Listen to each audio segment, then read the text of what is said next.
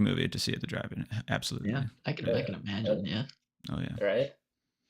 And I liked it a lot. I mean, I don't know. I don't want to like hype it up and say it's like, the best movie of the summer, but all the other ones, I've been kind of disappointed, I think, with some of the summer releases. So it's Yeah. pretty good.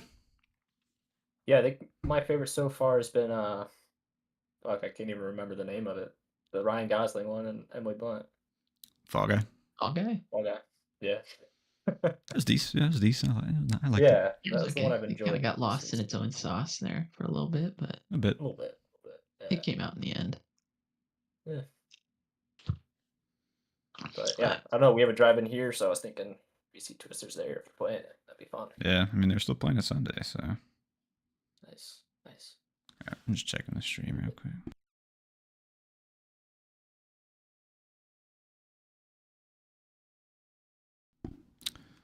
All good over here. All right. Yeah, welcome back to the Stay Alright. Gold stream.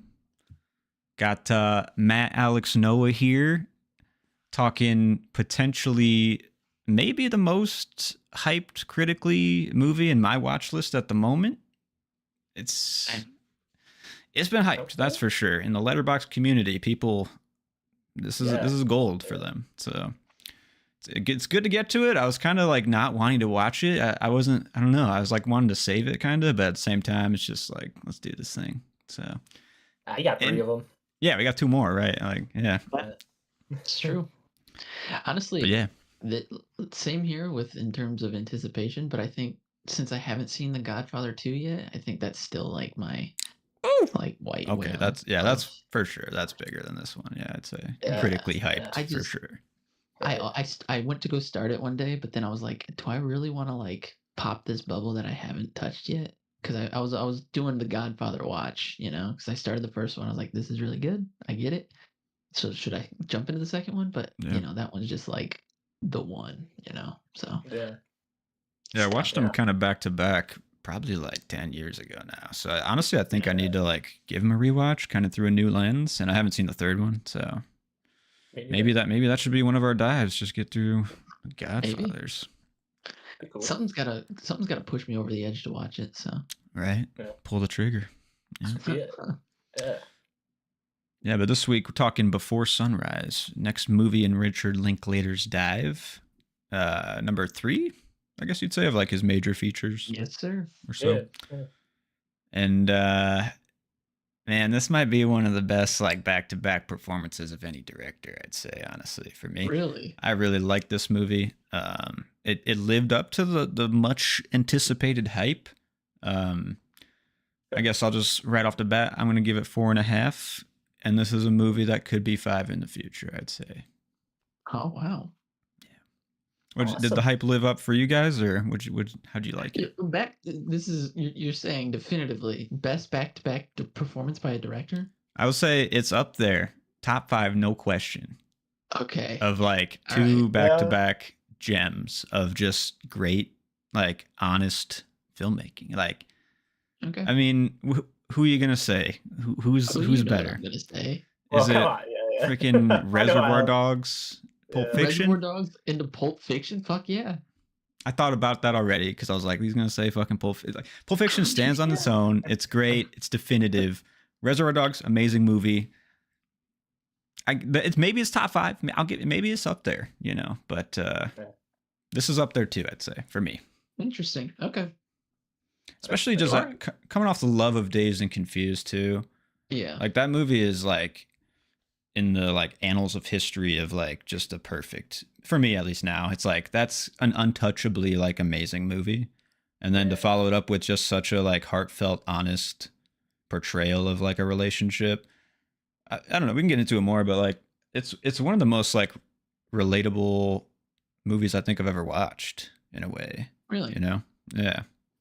I definitely like caught sparks of that. I was like, man, I just relate with really what both of the characters have to say about life and relationships and stuff like that. It's like, this is just well written. It took me a little bit to like warm up to Ethan Hawke's character, I think.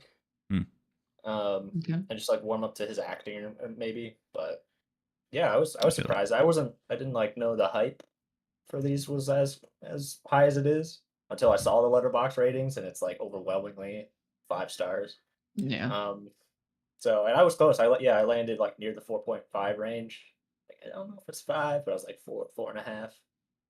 Um, yeah, I really like it has a lot to say, which I can appreciate. So Well, I'm glad you guys are on the upside.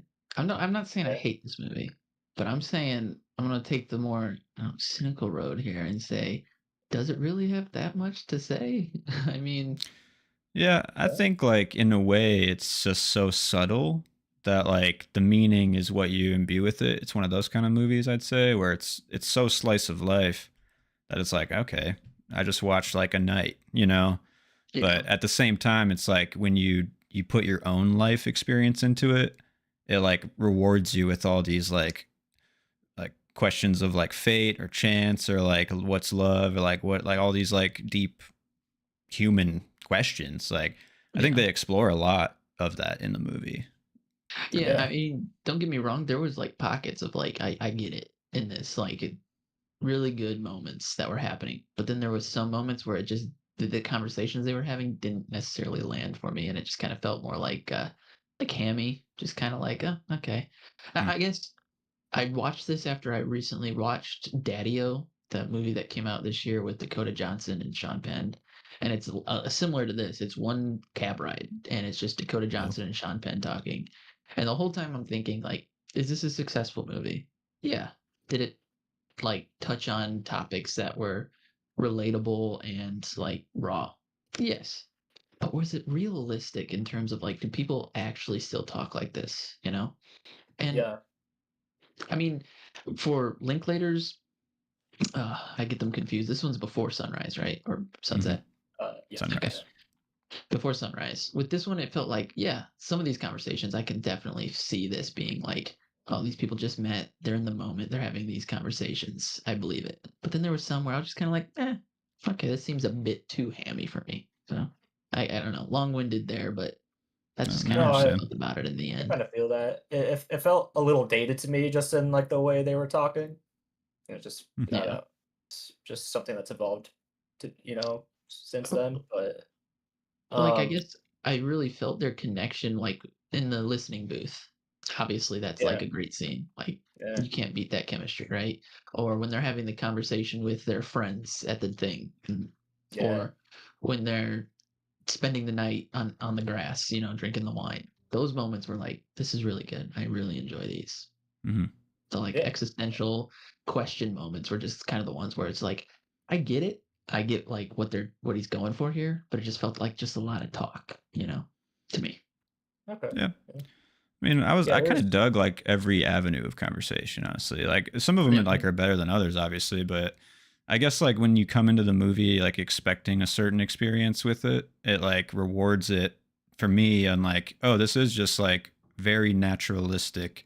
Even though it's like very you can tell like the train tracks are laid when they're talking, but yeah, like to me like they're so honest and kind of like real feeling. But it's also like Linklater has a really like tactful, successful combination of like yeah, dialogue, real experience, real characters, and like a story. Or like to me, I kind of felt moments of like a stage play in the movie where it's like, oh, you could probably do that on stage in like with like yeah, two scenes or whatever the fuck, and like so I think I understand what you're saying where it kind of like feels a little bit like I don't know, drawn out in some ways of the characters, but sure. it kind of landed overall for me more at yeah, the end Yeah, there throughout. yeah. Yeah. There was moments like that that caught my attention, and I think it wasn't afraid to like poke fun at itself, because it's like they're talking yeah. There about was such big, moments, yeah, yeah, where they're talking about such big concepts and all that, and trying to get in deep, and then it's like, um, I think it was after they like ride the Ferris wheel and kiss for the first time, or yeah, for the first time, and it's like, oh, you're talking all this stuff, but like, look at this guy who's just like, you know, he's like, oh, it's a beautiful sunset. We're on a Ferris, he's like talking shit, but it's like you're like living through their actions, so it's like kind of like he this is we have all this commentary, but like what's happening here is like kind of real, like what's happening between the yeah. characters feels very Hmm. real. Yeah, That's they're me. like dancing around it a little bit, and like, but we're all getting to the heart of the relationship. And I feel Right. like, to me, like the dialogue feels realistic in a way where it's like you just talk about big ideas and big concepts about like you're just trying to like kind of gauge people's like perspective and stuff like that with a significant other. Yeah. But Talk about also past like, relationships and yeah, stuff. like you're asking like deep questions and stuff like that. They're having fun with each other, like fake calling each other, you know, and just stupid shit like that. Um, but you can, I feel like also you can tell that Richard Linklater is like a very well read person. Like, I mean, right in the beginning, they show their books. They don't even say what the covers are because they just kind of understand what they're reading. But I feel like he tries to, especially in like Slacker and Dazed and Confused, through a lot of his characters, he's like giving you like his ideas and his perspectives on like life and through characters. And I kind of like dig how honest he is with his thoughts, like through his characters, you know? Yeah. Yeah, for sure. I agree. It's like his worldview you're getting a piece Yeah, of, which I agree with a lot of his worldview. You know what I mean? it's very It's like, rational and it's very like honest and human, you know? yeah. Yeah, it's cool. It's refreshing for sure. Yeah. Kind of agree though. Ethan Hawke, especially in the beginning, took me a little bit to kind of like warm up to his like he was kind of in and out of hamminess here and there where it's like, okay, I feel the acting here. But I think overall through the like towards the end of stuff, he's like kind of feeling it more as I was. Oh, yeah. But, Yeah, Definitely. I feel that in the end, his character was just more like he was kind of cooking. I enjoyed it as it progressed. yeah. Yeah. Yeah. His character became more believable. Maybe it's just because it's like he was cast for it, but I was like, is this someone Ethan Hawke should play or can play? And yeah, like he warmed up to it for sure. It's like, okay, he's convinced me. Yeah, for sure. I respect too, like you can kind of tell like they're not like the same person, these two characters. They do have like edges that they meet, you know, and like, oh, like he's kind of just like self-absorbed in this way a little bit, or like he's kind of cynical in ways, you know, and like she kind of deflects it in ways that are like, I'm not going to deal with that cynicism, but I'm just going to like understand that's kind of who that guy is, you know, and like, yeah, to me that felt pretty good. Mm-hmm. Yeah, for sure. The poetry stuff, I like that moment. The bum, that was cool. Like poem. Yeah, like, I liked the has any significance. Yeah, right. I liked the reincarnation dialogue a lot about like how if you are being reincarnated, like what happened? Like we only have finite amount of souls then, so like you're splitting your soul into like 5,000th degree or whatever he said. We're like fractions of people at this point or whatever. Right, and he's like, that's why we're so scattered. And then like concludes that scene with him saying like, but that's kind of like a scattered thought, and it's like, well, that kind of makes sense then to what I'm saying, you know, like I don't know, it was clever, it was smart, and it was just like fun concepts that he's like digging at, I guess, for most of the conversations. Yeah, for sure. High thoughts, maybe, or the thoughts you would have when you're on a train looking out a window for a few hours. Right. Yeah, and nothing else to do. I mean, like the little moments too where it adds up of like she didn't want to take a plane, so she took the train. The couple's arguing, so she moves 2 rows or whatever, and then like they meet. I find that's like what I cherish about this experience of the movie, and I'm sure like everyone else too. But I like fate and like what you make of your life and the decisions. Like I struggle with those questions a lot, you know, like, so I kind of like what they're doing this whole movie, which is like, should we just let this be like this ethereal thing and not go back to it? Or should we like compound like what we think we should make of our lives with it? Like it's cool. I like the conflict of it. So. Oh yeah. Yeah, by the end I was like ready to watch the next one for sure. Dude, right? Me too. I want to see these guys meet back up again and see what happens. I was thinking at the end of this, when this was made, did people know, like, was his plan to create 2 more, or I don't know. Yeah, I don't know. Curious. Maybe. I mean, he probably did somewhat, maybe, because like he makes Boyhood later, and maybe just like added on after Before Sunrise, but he filmed Boyhood for like 12 years or some shit. Yeah. So like he definitely thinks ahead in his movies, or like he plans something. But yeah, he leaves you at 6 months, so that's pretty soon to meet up again. Yeah, I like the 5 years. It was planned. I think that would have been 5 years cooler, to be honest. But yeah. I mean, I gotta say that ending scene, that was insane. That was like so effective to me. as I like, because I kind of stopped like taking notes after like a third or 2/3 of the way in, half of the way in. I was like, I'm just on the character's journey at this point, you know, like I'm just with them. And then the ending, like emotion that like bubbled up inside me, and in that moment of like where they're actually saying goodbye at the train, you know, like I was with every moment with them of like how they don't want to say goodbye and how they want to like maybe just say fuck it and like meet again, you know, and like I was like, dude, I need this too. Like, you know, like it felt so like real, and it was nice. Definitely get that. Yeah. I was pleasantly surprised this movie for sure. It feels Linklater, but it doesn't. You know, I didn't know he was like capable of like intimate, I don't know, Yeah. lenses into people's lives like that. I mean, I guess I should have known from Dazed and Confused, but I don't know. This seems like a little different. Yeah, I think what makes this one a little bit more unique from the normal. I mean, it's obviously a romance, but like what we've been saying, he just gets people, and it's just when it boils down, it's just two people having conversation about life, love, you know, the choices we make, fate, that kind of stuff. So I mean, it's just completely relatable stuff rather than like, you know, your average rom-com like The Notebook, you know. Yeah. It's just a whole lot more relatable in its own way.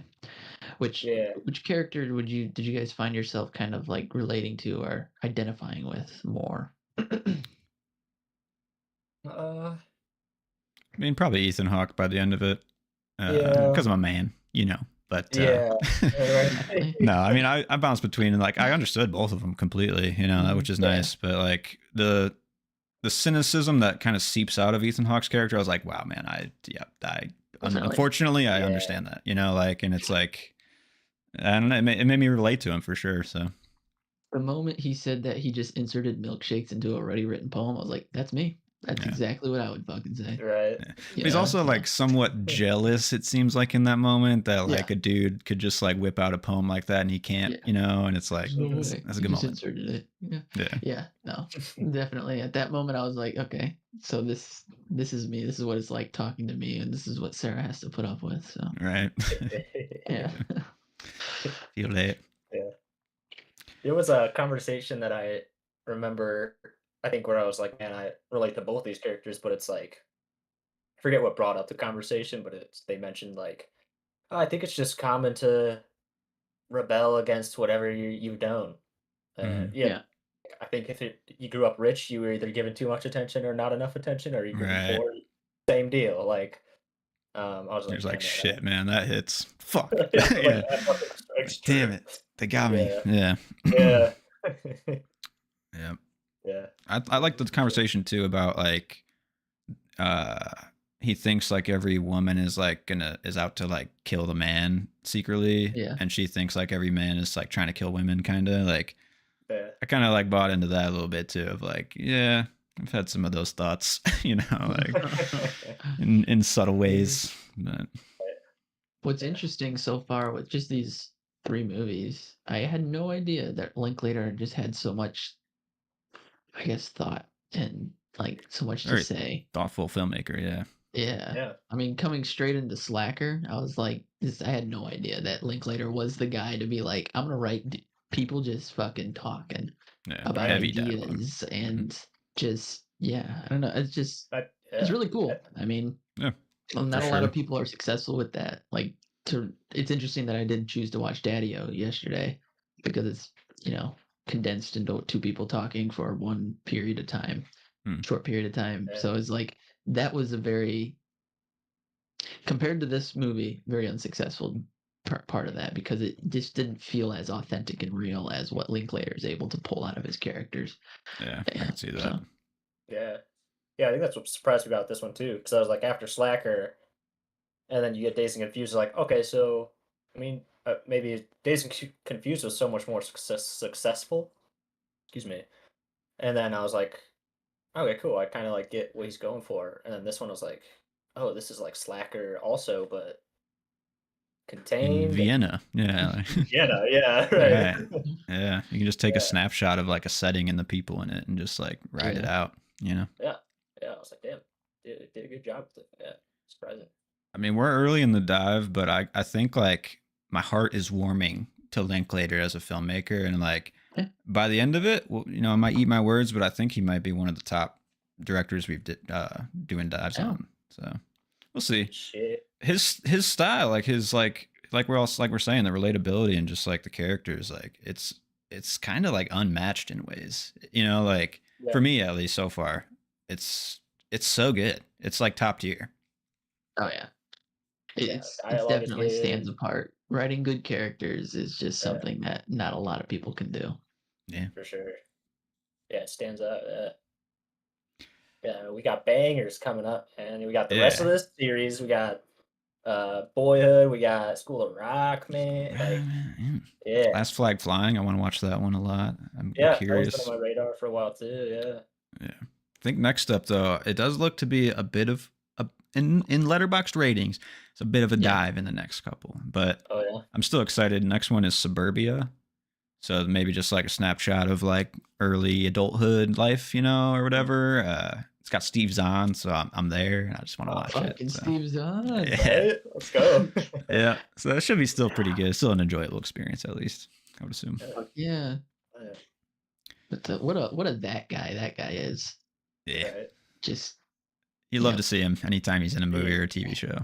Just After adds to White it. Lotus, yeah, I was like, this guy got something. Yeah. Feel it. Yeah.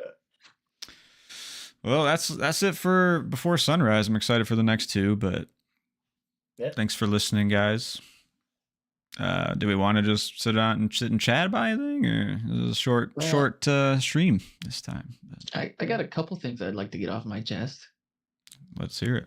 Yeah. First we're here. things, I'm pretty sad about Maxine. Mhm. I know we texted about it a little bit, but like, what a bummer, man. That's a letdown for sure. And similar to like what we just did, what I did with Deadpool, where I was like, I gotta lower this, dude. I have 3 stars for Maxine, and I'm like, dude, is that even a 3-star movie? Like, I know. Really? Like, I yeah. was being generous with 2.5, I feel, because it was just like, this doesn't belong in his trilogy. Like, this is just so far away from what he was doing. Like, I get what he's going for in it, but it doesn't belong in the trilogy of Maxine, you know? I went out of that and I was like, dude, I mean, he got like probably the most popular he's ever been after like Pearl and X. So like now he's got like this Hollywood perspective. He's been on, you know, it's like, dude, don't just like shift that into like your modern, like think about what you did and what those are, end it like you're saying. And then like, I was like, make that movie after, man. Like, I don't get it, but. And like the ending, the third act in that, where it just tacks on with the twist, like the real cult killer person. It's like, are you serious? So predictable. Like, oh my God. It doesn't even make sense. Like that it's, I don't know. Yeah, I was like, why is the Night Stalker even involved in the story, dude? Like, what is the point of like half of the shit is in this movie? Yeah. No, I feel that. Disappointment. It's a bummer. Because X is so fucking good. Like almost like a perfect horror movie. Perfect slasher movie, you know? Super it's fun. Just it's so fucking good. Pearl is a great, like, dramatic star-making performance for Mia Goth. And then this fucking thing, you know? Yeah. I'm pretty disappointed in that one. It's just also like boring. It's just not good. Not a lot happened. And weird shit. Like it felt so disjointed. Like some of the things that happened with like her agent and like what he got involved with her sticky situation. I'm just kind of like, I don't know. I don't know about that one, but yeah, she's going to like the video store so that guy can get killed later. It's just like, dude, what the fuck are we doing? And I feel that was disappointed. Great. Like, that's what I'm saying. This summer has just been a bit disappointing as far as like the releases go. I mean, there's a couple. Inside Out 2, if that's a summer release technically, I don't know, but that really good. I like that one a lot. Yeah. I mean, Kingdom of the Planet of the Apes, I dig it. I dig that. That might be like top of the summer too. I'm still that one's in the back of my. I want to watch it, but I'm just scared. It's one of those ones where I'm like, do I want to pop this bubble and just like, because I love that trilogy, you know? And I don't know. I'm just worried. I was pleasantly surprised because I was in the the boat, 100%. And I was like, you know what? This franchise still has legs. Yeah, I'm like, I would keep watching these. Like, it was nice. I saw they have like all of them on Hulu now. So Yeah, yeah, I that's what got the made me. notification for that. I was like, Yeah. shit, maybe I should. Yeah. But I also saw that Pearl's on Netflix now too, so I was like, Oh, okay. Check yeah. out. Have you Definitely seen watch X X at and all? Pearl. No, I was because Dude, I watch wasn't sure. both. I know Pearl's like a prequel to X. Is that right? Hmm. Yeah. Yeah. I I did didn't X know. and then Is there? Pearl as the order. Okay. I, Yeah. it might be better. I don't fucking know. Honestly, I don't know. Okay. But like they're both I so think it definitively is. different that it's like I can enjoy both Yeah. of them. Cool. Cool. X Cool. just is one of those movies that you could just pop on and just be like, fuck yeah, let's rock and roll. All right. As Decent. far as like a Yeah. modern horror movie goes, yeah, that's like peak right now. I'd say. You know, Oh, like it's modern so good. sensibilities mixed with like homaging everything before. Nice. That's what I like. was I like crazy to me seeing when your I went and stick. saw it in theaters. I was like the only one there, and after it ended, I'm like, why isn't more people like On seeing this this shit. shit? Yeah. Yeah. Yeah, like as far as horror movies go, like I get people want those spooky ones with jump scares and all that stupid bullshit, but like this is it, guys. Like Yeah. it's good stuff. Yeah. I'll take your word. I mean, It's got Alex, a I cult feel like you're following the now. resident horror expert at this point, so I'll take I your love word me for some it. good horror. Yeah. Take a look at those. I watched Bodies, Bodies, Bodies recently. Did you guys see Oh that yeah, one? I haven't pretty yet. good. It was all right. I was. It's kind of goofy at the end. I mean, it's a little goofy throughout, but like the ending is especially good. Is it pretty satirical or what's the vibe there? Because it seems Yeah, like it might be. it's pretty heavily satirical. Yeah, I would say. Okay. Yeah. Yeah, it's definitely on, it's on my watch list. Same. Yeah, it's in the area of like shit just goes sideways at every turn. Bodies. Bodies, bodies, man. Shit. And if you like Butthole Eyes, Pete Davidson is his name. So, but Did yeah, you guys finish Hot D? I Not did. yet. You did know? I came to a screeching halt. Oh yeah. It's definitely lost need- some of the magic. I was like, because I told mom that I was watching it, and she's like, "Oh, that's the Game of Thrones thing. It's like good." And I was like, It's not fine. as good as Game of Thrones." So I was like, "It's Nah, fine." 100%. Yeah, Honestly, I think I like the first season of Hot D more than the second. I don't know. yeah. So far, I definitely, yeah. Yeah. The second second half took a of this dip. season, Yeah. I enjoyed more. But yeah, I think the Oh really? overall- I thought it took like a Yeah. dip in this last half season, dude. It was just like Oh, really? not. It was like treading. Like it was like, I was like, This- get me This last somewhere. episode I watched, that's what I Fuck. felt like we were heading, and that's why I'm like, Yeah. I'm not like, I'm gonna I finish thought it. the Dragon Rider stuff. I was like, "Oh, okay, so we're It's like cool, yeah, but doing like, Dragon Riders and whatnot." And yeah. I was yeah. thinking The too, last like, episode specifically too. I was like, "Okay." yeah, a lot of people hate that last episode, and I watched it knowing like it was kind of hated, and I was like, that was maybe the best episode of the show. Yeah, I was like like, honestly, Yeah, absolutely. yeah. But I mean, it doesn't leave you in a place of like, it leaves you in Right. like, okay, like, Gearing up Yeah. for the next season. Yeah. mhm. Yeah. It's, I don't know. I love the show. I love the world, and I still really like the show. I'm reading Fire and Blood now. It's got me back in, you know. And there's Mhm. another one, Night of the Seven Kingdoms, coming. I think I'm just in for the universe at the moment, but Yeah.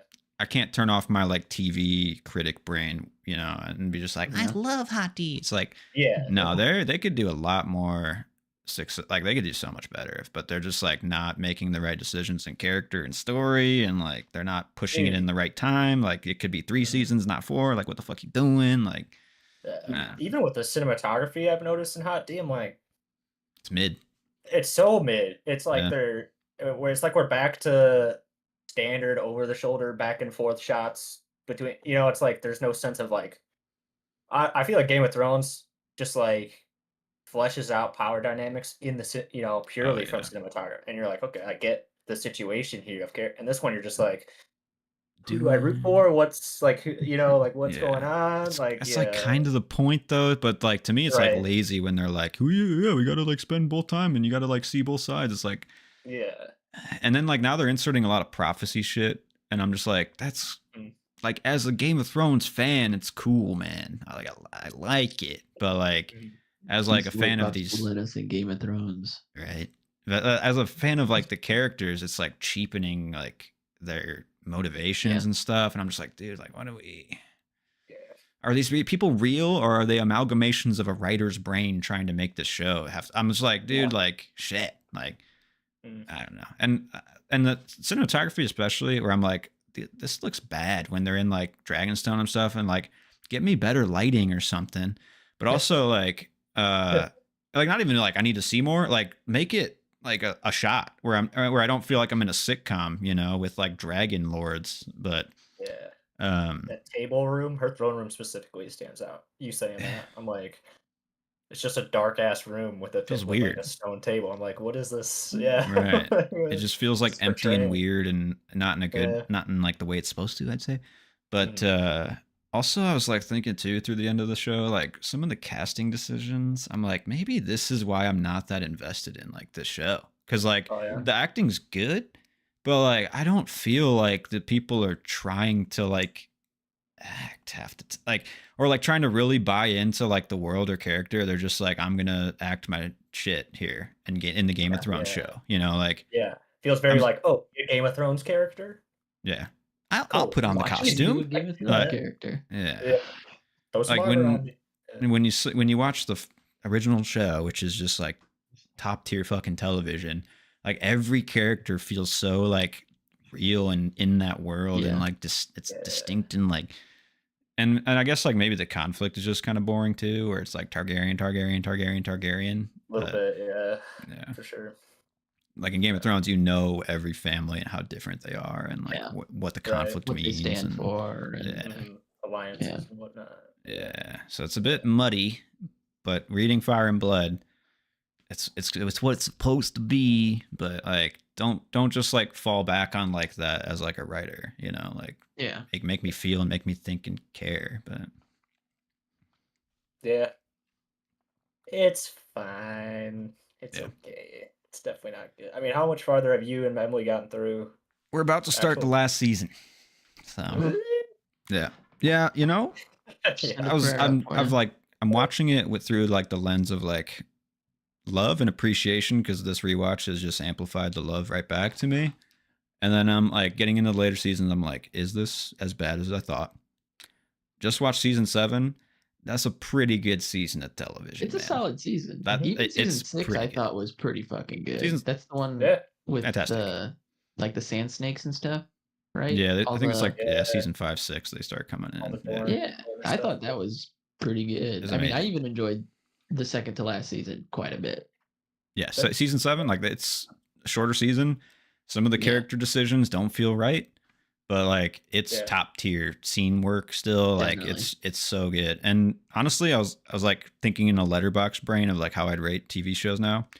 The first 5, maybe 6 seasons of Game of Thrones, every episode I'd say minus like 1 or 2 are like 10 out of 10. I don't know, it's crazy the It's top number tier. that they hit. But When I got them for Christmas, fuck, a long time ago, the box set, and this was when season 7?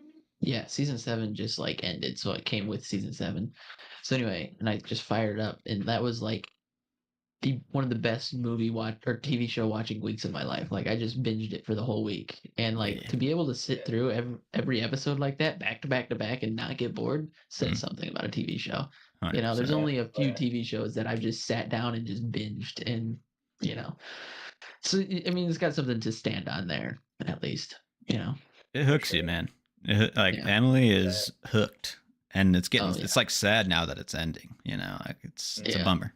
It's a journey, That was yeah. that was one thing too. It's like it kind of anybody can watch it. I feel like Mhm. it's one of those shows where Sarah likes like period pieces, and this is like fantasy period piece, and I was Okay. like, check out Game of Thrones, and it's one of her favorite shows. So Nice, Oh, that's yeah. cool. Yeah, I Yeah. like it because it's like basically our own medieval history, or like Yeah. the dynamics of what we did as humans on Earth. But then you just like throw in dragons and all this cool shit that's like Yeah. interesting. It's just like just like so relatable as a human, but like fantastical in the best ways, Yeah. and it's just a Yeah. perfect Nah, mix. no fucking rock star shit. Yeah, Yeah, for real. yeah, man. I'd recommend Fire and Blood too. It's basically just like one long Wikipedia article of like the Targaryen history, but really cool. And I just love the Yeah. world, so One it's of the interesting. one of the seasons I bought came with like a little animated like fire. I think it's like it does the same thing though. It talks about like old Valyria and all Oh that. shit, that's cool. Yeah, it was cool. Talks about the Targaryen lineage, how they ended up in Westeros and whatnot, how Oh Aegon damn, got there. nice. Yeah, The Fire and Blood book basically starts with Aegon's conquest of Westeros, and then it just like goes year by year for like 300 years. So That's cool. yeah, The start of Westeros, that has to be pretty awesome. it's pretty sick. Yeah. Shit. But Yeah, I mean, it's no world like it. I feel like it's very unique. Yeah. definitely. Yeah. I was thinking too, like we're getting to the end. I'd watch a sequel series, and you need to level up the writing back to standards that you set. But I think you could make a sequel series and kind of reinvigorate that show in ways, because they leave a lot of characters alive and a lot of important characters. It's a bummer that, spoiler, that I don't know if she's listening, but they do kill one very important character at the end, and I don't know how I feel about that, but like, yeah. Just take Jon Snow into the future, man, and I will watch it. Like, I don't want to see him just at the wall. I want to see him back in the South and back, like, being like kingly and stuff like that. But you still got Jon Snow was supposed to be. Yeah, like, don't send him back to the fucking wall. Like, what the fuck are we doing here? Like, why? There's the White Walkers are gone. What? Like the wall is down. Like, what are they doing? Why are you there still? Right. But I mean, you could do Arya stuff. You could do Sansa stuff. You could like all this Tyrion. You know what I'm saying? Like it could go on, and it probably will eventually. But I'd be there for it. Yeah. Same. I still think they need to go do like a fire. Just go back to old Valyria. Dude, Valyria for sure. Yeah, man. Aegon's Conquest would be pretty cool. I think that'd be a pretty cool, like maybe 2-season, 3-season show. That'd be pretty solid. I would even love the work up to like Robert's Rebellion. You know, do a little like a season or two. Yeah. Leading up to young Ned, fucking stuff. Young Robert. Yeah. Mad King doing Mad King shit. You know. Right.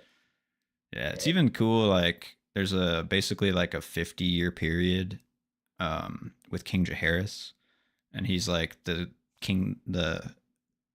conciliator, and he was like the most peaceful, prosperous Targaryen king in his time. And it's just 50 years of like peace with like a little bit of conflict here and there. And I was like, that's so fucking interesting. Like, you could do that, dude. Like, I don't know, maybe it's just the world is interesting, I guess, but even just like a peaceful king would be cool. Yeah. Little skirmishes, little house squabbles you have to maintain. Yeah, there are definitely. Yeah, he's got some children that are unruly, but yeah, and it kind of leads right into Hot D too, because like his grandson is Viserys, and then they're deciding who should be the ruler because he doesn't. All his sons die. So yeah, it's pretty cool. Hell yeah. Yeah, I took a break on The Boys and the Bear. I've still not finished them, so I got to get back to them. Me either. Really? Okay, so I'm not alone. Okay, I finished both of those, but yeah. I would have definitely done it if we didn't start Game of Thrones, but now that it's over, I'll be getting back to it. Yeah, that's fair. Yeah. All right. Next week, Suburbia? Yes, sir. Sounds good. Well, all right. Thanks for listening, guys. See you next week.